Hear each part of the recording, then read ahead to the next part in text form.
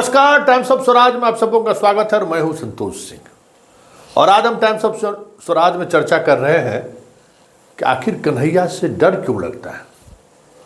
ये छोटा सा बच्चा अब थोड़ा जवान हो गया है, थोड़ा जुबान पर सरस्वती जैसा कुछ दिखता है, अपनी बात को गवई अंदाज में वो रख देता है। हाँ, ये अलग बात है कि इनके सुनने वाले लोगों की संख्या आज भी है। तो ये कौन सी खूबी है?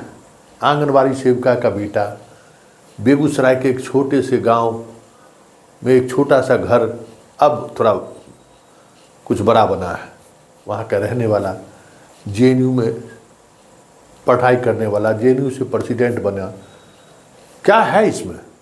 मैं तो हैरान रहता हूँ कि खुरदुरीदारी ऐसा भी नहीं है कि कोई स्मार्ट है, कोई बड़े बाप का बेटा है, पीछे कोई बड़ी राजनीतिक विरासत है।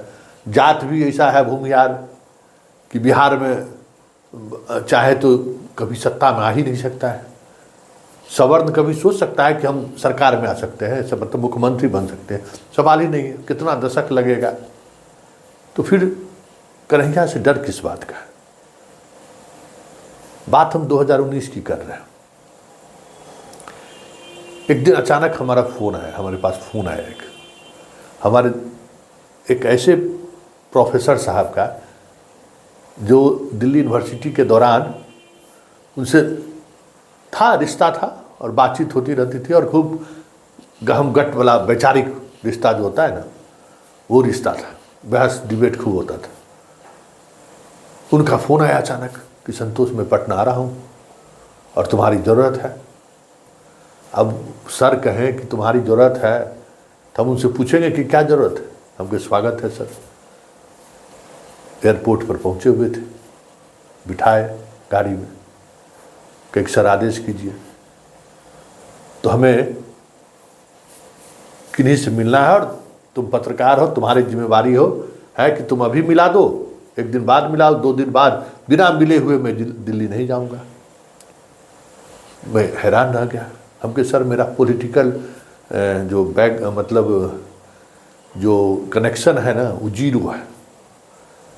मेरा कोई उस तरीके का नहीं है कि किसी को कुछ कहने पर आपको तुरंत मिलने का समय दे दे।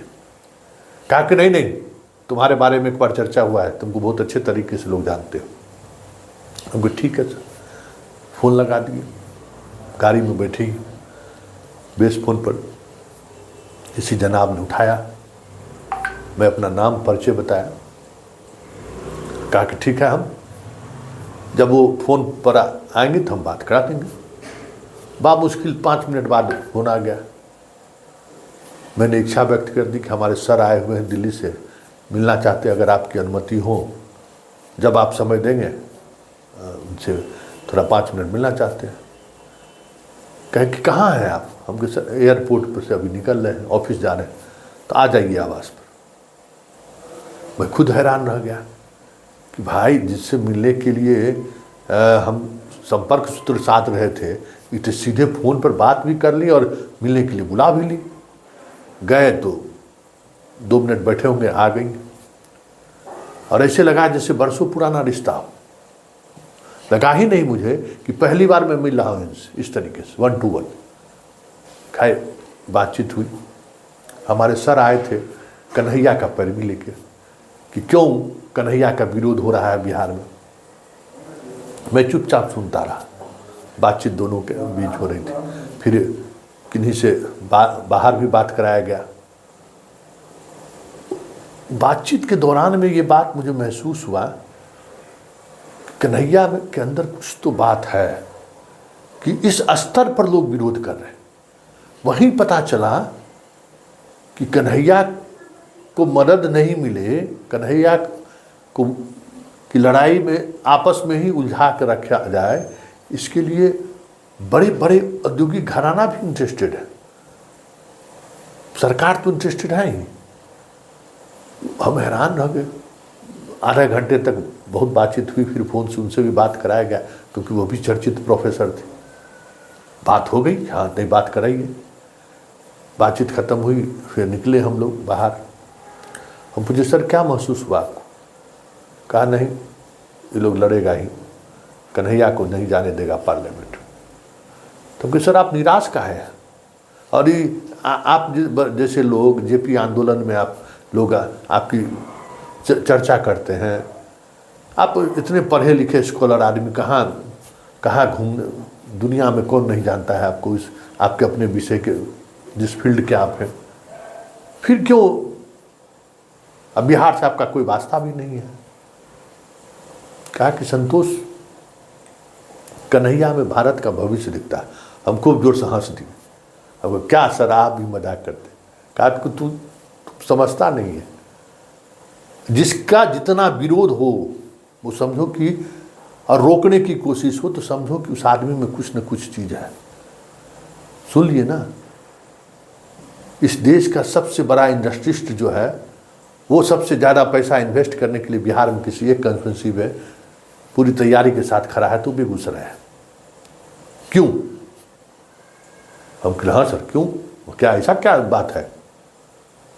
तो वो बातें जो उन्होंने 2019 में कहा था, आज 2024 में वो बात मैं महसूस कर रहा हूँ कि इतनी बेचैनी। अभी गठबंधन हुआ भी नहीं है, गठबंधन का आधिकारिक कौन किसको सीट मिलेगा ये घोषणा भी नहीं हुई है।